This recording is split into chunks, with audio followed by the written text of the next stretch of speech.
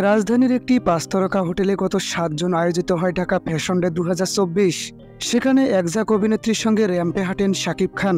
সেই প্রতিষ্ঠানের সঙ্গে যুক্ত থাকলেও দেখা যায়নি চিত্রনায়িকা অপু বিশ্বাসকে।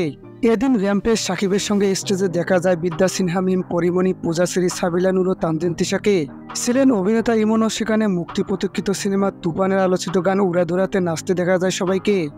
জানা গেছে রিমা খারলানের পরিচালনার দায়িত্বে রয়েছেন সাকিব।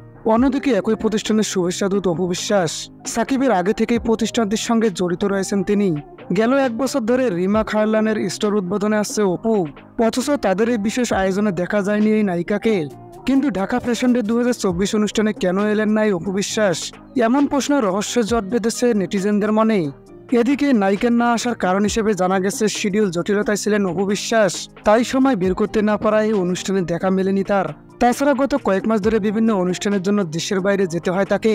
সম্প্রতি দেশে ফিরেছেন অপু বিশ্বাস। ঢাকা ফ্যাশন ডে ২০২৪ অনুষ্ঠানের জন্য কোনোভাবেই শিডিউল মেলাতে পারেননি নায়িকা, তাই শাকিব খানের সঙ্গে র্যাম্প শোতে থাকতে পারেননি তিনি।